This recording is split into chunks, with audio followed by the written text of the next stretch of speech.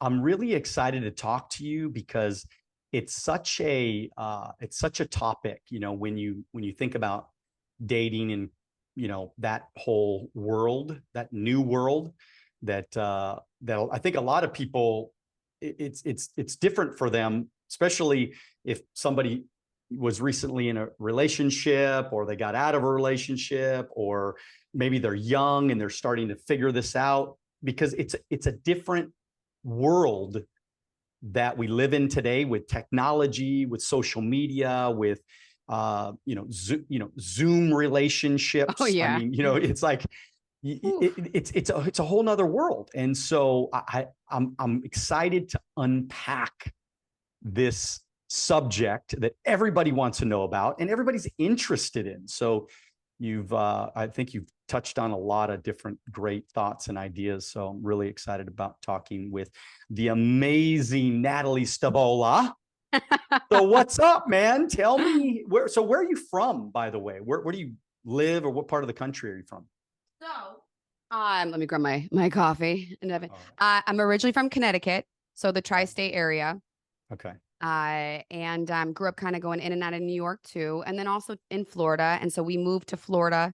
So I'm, part country, part, city, got a mix of it. Lived in Florida for a while, went to school there, got my bachelor's in psychology and minor in PR and communication at FSU. And then I always kind of knew I loved Cali. I'm very like, I need something that's got beaches and mountains. So, moved to Cali. I think it's been coming up on 10 years now. So now that's where I am. That's where I reside, is LA. So you're an LA girl. Wow. I'm not too far away. I'm actually Newport Beach, down the street from you. So On uh the road. Yeah. Oh, a little Newport Beach is bit. beautiful. I love that area. Yeah. Yeah, it's I do too. And so you moved out here because you wanted to be an actress, right? I did. I did. Okay, I so did. how did that, with your background, communications, all that? I mean, like, why did you want to be an actress? Did this start when you were a young girl?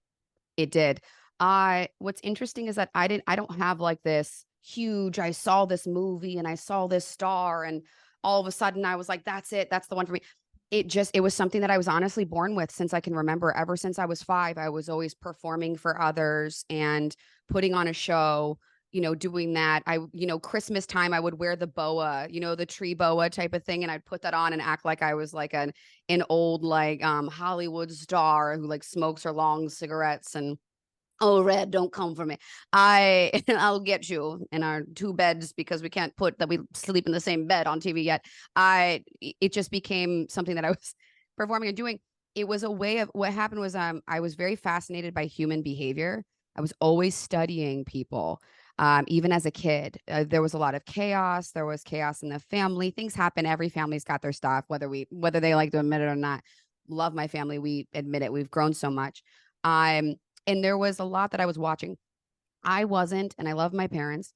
I was not allowed later on when I kind of came out and was like, hey guys, gonna be an actor. That was not allowed in my family because also too, like, when you've got family that they've gone up and there's been struggle, they don't want their kids to struggle.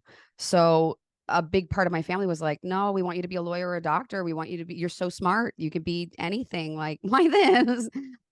Don't struggle.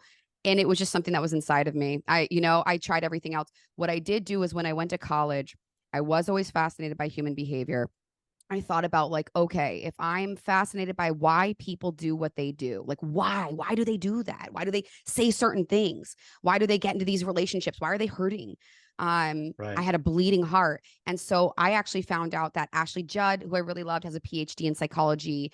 And Tom Cruise has, I'd be able a bachelor's or master's, one of those two, bachelor's in psychology. So I was like, there we go. And I loved their work. I loved their work ethic. So that's what I did. I jumped into that. And initially, I was double major criminology and psychology.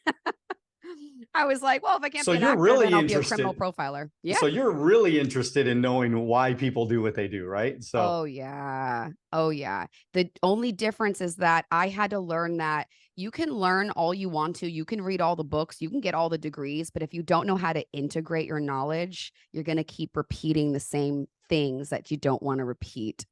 And so that was the biggest game changer, was integrating the knowledge and then being able to pass that on. And so you end up moving to California. Was it hard? I mean, like, was it a hard move for you when you moved out here? Just to integrate yourself with, because obviously Yeah. West Coast life is different than East Coast life. And so what were the differences, and how did you deal with that? Are you initially from the West Coast or the East Coast? No, I'm from the West You're Coast. from the West. Yeah. So yeah, Born and okay. raised, born and Wasn't raised. also, but East Coasters come out here and we're like, what Of on course. earth is what is this? Why is he Yeah. talking slow? Um it happened in the South too, like from the East Coast when you're like this, and that's friendly to us. Like Yeah. we're like, we allow people their space because there's so many people and you're bumping into people that it's kind of it's a respectful thing for us to like not, talk to every stranger. We're like, no, give them space. And New Yorkers will still come together. Connecticut will still come together when things hit the fan. But yeah, moving out here, I haven't been asked that question really before. If I have, it's been a long time. Um, I think to answer that is, I think that it was harder than I realized, and I escaped how difficult it kind of was to transition and make new friends and be scared and not know the industry and face all your fears all over again. I was very lucky in that I found incredible groups of people. I've been surrounded by amazing people always. And that's when a lot of people are like, oh no, LA, there's a lot of fake people out. There's fake people everywhere, everywhere. You can go anywhere. You will walk into what you believe. That's what a confirmation bias, which is a lot of what I coach. The initial reaction was everyone was kind of on a slower timeline and very like, and even though I was Florida, I was still always in Florida surrounded by New Yorkers. I always found my New Yorkers and my Connecticut and my East Coast kind of people. So I was still, it's got to get done and it's got to get done yesterday. Let's go. I got to get somewhere and I got to get there, in 2 seconds, even though it's 30 miles away. Let's go. I want what I want and I want it yesterday. So when I came out here, I mean, people don't reply to emails in like 2 weeks. Everyone takes their time. Everyone's on vacation. And I was just like, what is happening? And I was still go, go, go, go. What I will say is this: my mentality and my go, go, go was also like, I had a lot of anxiety and sometimes things were being ruled by fear. And so that go, go, go wasn't producing results. It was just producing overwhelm and overworking. Work smarter, not harder. Time is everything. Time's not just money. And so I will admit that being in California actually allowed me to slow down and to be more effective with my time. So that East Coast to West Coast, we do really well with this, I think, in my opinion. If you like this clip and you want to watch another one, click right here. If you want to watch the entire podcast, click right here.